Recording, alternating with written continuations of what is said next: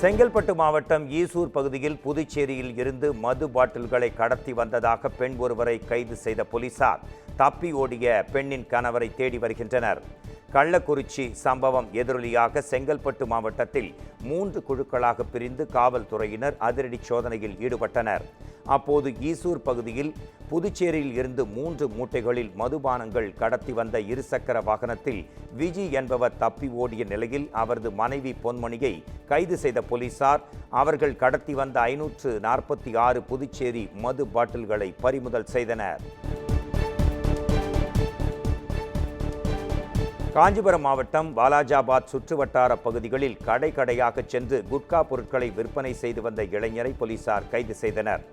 கர்நாடக மாநிலத்திலிருந்து குட்கா மற்றும் புகையிலை பொருட்களை கடத்தி வந்து வாலாஜாபாத் சுற்றுவட்டார பகுதிகளில் விற்பனை செய்வதாக கிடைத்த தகவலை அடுத்து மதுவிலக்கு அமல் பிரிவு காவல்துறையினர் விசாரணை நடத்தினர். விசாரணையில் ஜாஃபர் அலிகான் என்பவர் தனது வீட்டில் குட்கா பொருட்களை பதுக்கி வைத்து விற்பனை செய்தது தெரியவந்தது. இதையடுத்து ஜாஃபர் அலிகானின் வீட்டில் சோதனை மேற்கொண்ட மதுவிலக்கு போலீசார் வீட்டிலிருந்து 1250 குட்கா மற்றும் புகையிலை பாக்கெட்டுகளை கைப்பற்றினர். இதையடுத்து ஜாஃபர் அலிகானை கைது செய்த காவலர்கள் அவரிடமிருந்து இருசக்கர வாகனத்தையும் பறிமுதல் செய்தனர்.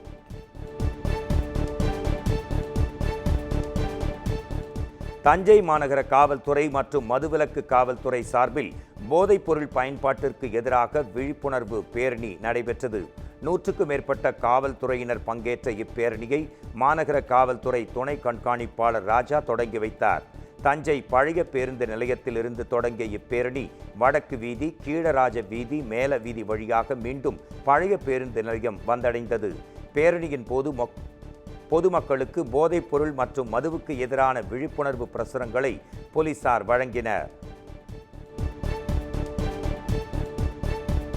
திண்டுக்கல் மாவட்டம் பழனி முருகன் கோயிலுக்கு 30 லட்சம் ரூபாய் மதிப்பில் 2 பேருந்துகளை பக்தர் ஒருவர் நன்கொடையாக வழங்கியிருக்கிறார். பழனி முருகன் கோயில் கிரிவல பாதையில் கடந்த சில மாதங்களாக தனியார் வாகனங்கள் அனுமதிக்கப்படுவதில்லை. எனவே 3 கிலோமீட்டர் தூரம் கொண்ட கிரிவல பாதையில் பக்தர்கள் நடந்து சென்று முருகனை தரிசிக்க மலை மீது செல்கின்றனர். இந்நிலையில் பக்தர்களின் வசதிக்காக சென்னையைச் சேர்ந்த தனியார் நிறுவன உரிமையாளர் இளமாறன் ஸ்ரீநிஷா தம்பதி 2 பேருந்துகளை நன்கொடையாக வழங்கி இருக்கின்றனர். பாத விநாயகர் கோயில் முன் பேருந்துகளுக்கு சிறப்பு பூஜை நடத்தப்பட்டு பின்னர் பேருந்துகள் கோயில் இணை ஆணையர் மாறுமுத்துவிடம் ஒப்படைக்கப்பட்டன. மேலும் இந்த பேருந்துகள் பக்தர்களின் வசதிக்காக கிரிவல பாதையில் இலவசமாக இயக்கப்பட உள்ளன.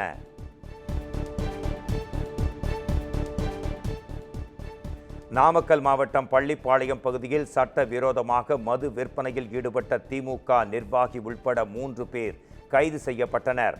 கள்ளக்குறிச்சி சம்பவத்தை தொடர்ந்து தமிழகம் முழுவதும் சோதனை தீவிரப்படுத்தப்பட்டுள்ளது. இந்நிலையில் பள்ளிப்பாளையத்தை அடுத்த பெரியகாடு பகுதியில் இருக்கும் இயற்கை தாவாவில் சட்டவிரோதமாக மது விற்பனை செய்யப்படுவதாக திமுகவைச் சேர்ந்த பள்ளிப்பாளையம் முன்னாள் ஒன்றிய இளைஞரணி பொறுப்பாளர் துரைராஜ் பெருமாள், மனோகரனை ஆகியோர் போலீசார் கைது செய்தனர். அதேபோல பெரியார் நகர் பகுதியில் சட்டவிரோத மது விற்பனையில் ஈடுபட்ட சுப்பிரமணி என்பவரும் கைது செய்யப்பட்டார். கைதானவர்களிடம் இருந்து 200க்கும் மேற்பட்ட மது பாட்டில்களை காவலர்கள் கைப்பற்றினர். கைது செய்யப்பட்ட 3 பேரையும் நீதிமன்றத்தில் ஆஜர்படுத்தி சிறையில் அடைத்தனர்.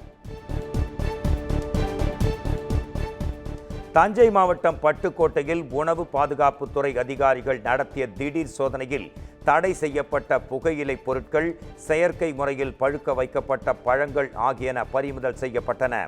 மாவட்ட ஆட்சியர் தீபக் ஜேக்கப் உத்தரவின்படி உணவு பாதுகாப்பு அலுவலர் வேல்முருகன் தலைமையிலான குழு ஆய்வு மேற்கொண்டது.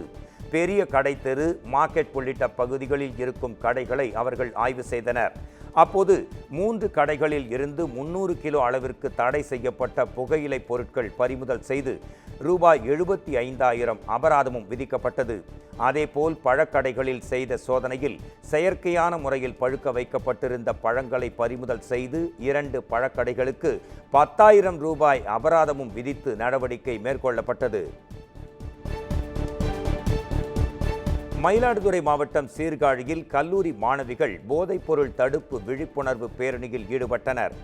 மதுவிலக்கு அமலாக்க பிரிவு காவல்துறை சார்பில் உலக போதை விழிப்புணர்வு தினத்தை முன்னிட்டு போதைப்பொருள் எதிர்ப்பு விழிப்புணர்வு பேரணி நடத்தப்பட்டது. மதுவிலக்கு அமலாக்க பிரிவு காவல்துறை கண்காணிப்பாளர் மற்றும் சீர்காழி டிஎஸ்பி முன்னிலையில் 500க்கும் மேற்பட்ட கல்லூரி மாணவிகள் இந்த பேரணியில் பங்கேற்றனர். போதைப் பொருட்களால் ஏற்படும் தீமைகள் குறித்த வாசகங்கள் அடங்கிய பதாகைகளை கைகளில் ஏந்தி முக்கிய வீதிகளின் வழியாக சென்று கோஷங்கள் எழுப்பி மாணவிகள் பேரணியாக சென்றனர். இது பொதுமக்களுக்கு விழிப்புணர்வை ஏற்படுத்தினர். கடலூர் மாவட்டம் அடரி அருகே சாலையை கடக்க முற்பட்ட இருசக்கர வாகனத்தின் மீது சரக்கு வாகனம் மோதிய விபத்து குறித்த பதறவைக்கும் காட்சிகள் தற்போது வெளியாகியுள்ளன. அடரி அருகே உள்ள விருத்தாச்சலம் சேலம் தேசிய நெடுஞ்சாலையை கடக்க முற்பட்ட இருசக்கர வாகனத்தின் மீது அவ்வழியே வந்த சரக்கு வாகனம் மோதி சுமார் 20 மீட்டருக்கு இழுத்துச் சென்றது. இந்த விபத்தில் இருசக்கர வாகனத்தில் பயணித்த முதியவர் நடேசன் காலில் எலும்பு முறிந்து மருத்துவமனையில் சிகிச்சை பெற்று வருகிறார். இவ்விபத்து குறித்து பதபதக்கை வைக்கும் சிசிடிவி காட்சிகள் தற்போது வெளியாகியுள்ளன.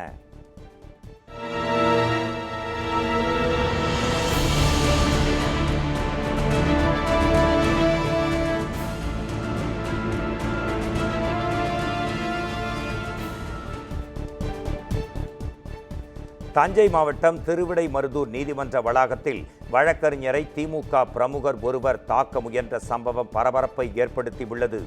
திருவிடைமருதூர் வடக்கு வீதியைச் சேர்ந்த வழக்கறிஞர் பிரபாகரன் அதே பகுதியைச் சேர்ந்த திமுக நகர பொருளாளரான பவுன் மனோகர் என்பவர் மீதான வழக்கில் எதிர்த்தரப்பு வழக்கறிஞராக பிரபாகரன் ஆஜராக உள்ளதாக கூறப்படுகிறது. இந்நிலையில் நீதிமன்ற வளாகத்தில் பிரபாகரனிடம் தனக்கு எதிராக வழக்கை நடத்தக்கூடாது என வாக்குவாதத்தில் ஈடுபட்ட பவுன் மனோகர் அவரை தாக்க முற்பட்டதாகவும் தெரிகிறது. அப்போது அங்கிருந்த சக வழக்கறிஞர்கள் அவரை தடுத்தனர். இதனிடையே தாக்க முயன்ற சம்பவம் தொடர்பாக வழக்கறிஞர்கள் சங்கம் சார்பில் திருவிடைமருதூர் காவல் நிலையத்தில் புகார் அளிக்கப்பட்டுள்ளது.